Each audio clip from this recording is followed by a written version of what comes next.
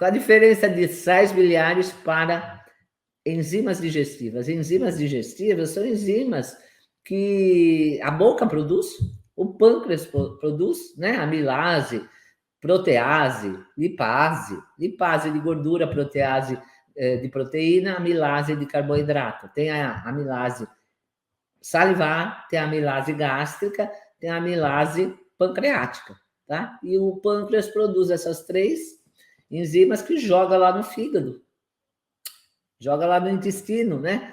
O pâncreas produz as enzimas, joga no intestino para ajudar na digestão. Os sais biliares são produzidos através da bile, tá? Especificamente para a emulsificação das gorduras. Então, a bile produz sais biliares, tá? E para fazer a bile precisa de colesterol. Então, quem toma aí estatinas é mais um ponto aí, né? Não abaixa muito colesterol, às vezes não fabrica nem a bile. Então a pessoa fala, né? Então, quando tem algum problema de digestão ou enzimas digestivas, e geralmente a gente já fala tudo isso. Toma um ácido clorídrico, como cloridrato de betaína, umas enzimas digestivas. E as gorduras, né? Que não são bem digeridas, elas começam a congestionar nosso fígado, né? Conectando a diabetes, por exemplo. Pode dar um diabetes, depressão, obesidade, além de gerar também uma inabilidade do fígado, ou seja, uma incapacidade do fígado produzir a bile para fazer o seu trabalho, porque é o fígado que produz a bile, tá? É o fígado que produz a bile, não é a vesícula. A vesícula só armazena. Ela é uma bolsinha, né? Ela tem um apêndice, sai do fígado, essa bolsinha, né? Que lá fica a bile. Conforme a necessidade, ela é apertada pela colinesterase e aperta, né? Igual você espirra, né? Injeta ou goteja a bile, né? Quando tem a gordura para fazer o seu trabalho. E hoje em dia, as cirurgias da vesícula biliar, né, estão em primeiro lugar nos hospitais dos Estados Unidos. Primeiro lugar. Então, nós devemos descongestionar tanto o fígado como a vesícula. E tem o ducto, né? Esse ducto que leva a bile para o intestino delgado, que eu te falei, né? Que as enzimas pancreáticas e a bile são jogadas lá no intestino delgado, conecta com um ducto do pâncreas antes dele entrar no intestino. Então, o ducto da vesícula biliar, um ducto, vai conectar com o ducto que sai lá do pâncreas, né? Não tem desenho, eu faço com a mão mesmo, né? Então, esses ductos, né, se encontram e vão desembocar lá no intestino.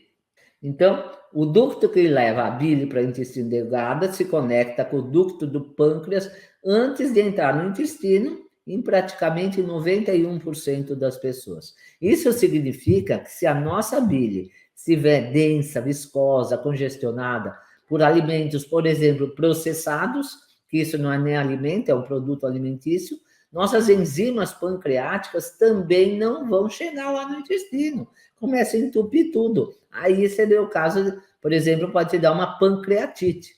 Então, a gente fala, toma enzimas pancreáticas e o problema está resolvido. Não é bem assim. É como eu falo, a suplementação vem de acordo com a limpeza. Primeiro vai limpando para depois toda essa suplementação começar a fazer efeito.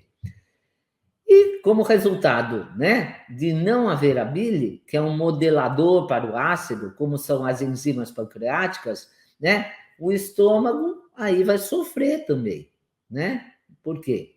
O estômago fabrica o ácido, né, gástrico, mas se tem problema lá no intestino, lá no pâncreas, também vai prejudicar a digestão lá no estômago.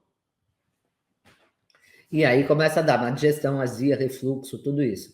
Por que nós temos azia e má digestão? Por causa da baixa digestão biliar, né? Quando a bile está viscosa, está espessa, né? Então a gente precisa descongestionar esse ducto da bile também. Não é só suplementar com cloridrato de betaína, por exemplo, ou as enzimas pancreáticas. Tem que descongestionar, né, esses ductos que estão entupidos. Por isso que muita gente aí tira a vesícula, mas não adianta muito. Tem mal-estar do mesmo jeito. Uma que não tem mais a bile. né? Tem a bile, mas não tem o reservatório da bile, ela não vai funcionar direito.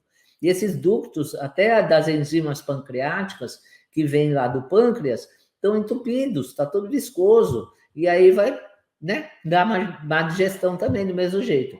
Então, olha, então, em vez de dizer, olha aí, toma um ácido clorídrico para falta de ácido, toma enzimas pancreáticas para o pâncreas, por que não redirecionar os ductos da bile? A gente fala mesmo, eu mesmo falo, olha, nessas, por exemplo, na live, doutora Sânia responde, eu falo, ó, tá faltando ácido no seu estômago, por isso que você tem azia, refluxo. Mas se a gente for explicar de uma forma com mais detalhes, a gente tem que ver tudo isso aí, né? Tem que ver outros fatores que prejudicam também a digestão. Então, a falta de fluxo da bile, para aumentar a nossa habilidade de lidar com as gorduras, é muito prejudicial. A má digestão já começa por aí. Nossa vesícula, o que é na realidade? É um saquinho de bilis, que é de 15 a 20 vezes concentrada. Então, tem bile suficiente para desmanchar cérebros, como falam, de mamute, porque ela é muito concentrada. É igual aquele sabão em pó, né, que você compra em líquido, né? Antes a gente comprava, né, aquele pacotão de sabão em pó, agora tem os concentrados, não tem? Não tem o amaciante concentrado? É um tubinho pequeno, porque ele é tão concentrado que não precisa um grandão. Você põe menos e lava a roupa melhor, né? Claro que eu não uso esses, né? Eu uso outro tipo. Os biodegradáveis que não tem, mas isso é outro assunto, né? Porque esses daí têm toxinas. Mas, enfim, é a mesma coisa. O exemplo foi esse. A bile é tão pequenininha, a vesícula biliar é desse tamanhinho assim, mas ela tem a bile concentrada que consegue dissolver tudo. Mas viemos sendo tão congestionados que não estamos podendo mais digerir, né, nem um pedacinho de alimento mais. Porque está tudo entupido, está tudo congestionado, justamente pelos maus hábitos, justamente por causa da má alimentação, né? Então, temos essa habilidade inata, né, de digerir bem tudo. Teríamos que ter, mas quando tudo está funcionando bem, né? Então, nós perdemos ao longo do tempo essa capacidade, e isso é bem perigoso, né? O fluxo biliar, ele permite, né, a gente ir ao banheiro, né, com regularidade, regula a função dos movimentos peristálticos, que são aqueles movimentos que levam as fezes, né, até o reto para serem eliminadas. Então, quem tem movimentos peristálticos prejudicados, lentos, tem mais dificuldade, tem mais constipação, né? E ela nos desintoxica, esfolia as venosidades intestinais, né?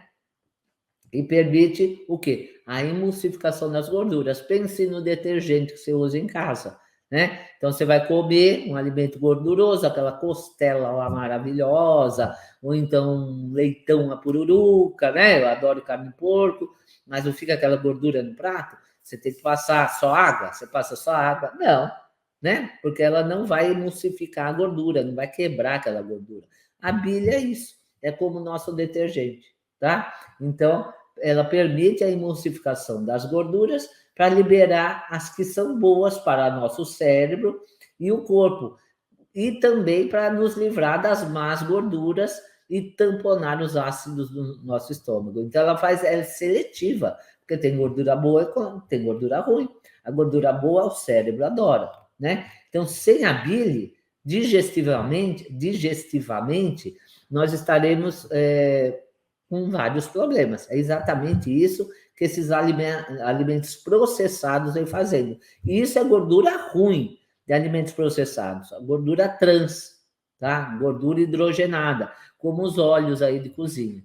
Mas tem as gorduras boas também, né? Como azeite, como óleo de coco, como os óleos em geral de linhaça, e até a gordura saturada, sem exagero, não deixa de ser saudável também. Não pode ficar exagerando muito na gordura saturada, né? Existem estudos que mostram que quando nós não metabolizamos bem, por exemplo, o trigo e os laticínios, a caseína, né, que vem do leite, não é só a lactose, é a caseína e também o glúten, vão eles não são bem digeridos, né? A gente sabe disso, causa hipermeabilidade intestinal. E a razão de não serem bem digeridas está no fato de ser o ácido estomacal muito fraco também, né? E não é só isso, né? O glúten a gente sabe que dá hipermeabilidade intestinal, mas as proteínas, quando há pouca acidez no estômago, elas não são bem digeridas, né? E aí o que elas vão fazer? Vão cair na corrente sanguínea, causando uma série de inflamações e até doenças autoimunes. Então, elas passam e entram nesses ductos coletores do sistema linfático. Esse sistema literalmente envolve, né, como um novelo de lã, todo o trato intestinal. Então, está ligado aí ao sistema linfático, lá no trato intestinal. Esse sistema linfático é o maior sistema circulatório do nosso organismo. Ele fornece energia básica para as células do nosso corpo. A energia intermediária das refeições está repleta de gordura, via sistema linfático. Então, o sistema linfático também, ele ajuda até na digestão, né? E é o nosso sistema desintoxicante para todas as gorduras ruins e suporte de nosso sistema imunológico. Então, por isso que tudo tem que estar funcionando, até o sistema, as vias linfáticas. E quando a linfa desse sistema linfático ao redor do trato intestinal torna-se congestionada e o trato intestinal fica entumecido, fica endurecido, a gente fica inchado, né? Não incha, né? Você aperta assim, aparece aqueles pontos, né, que você apertou.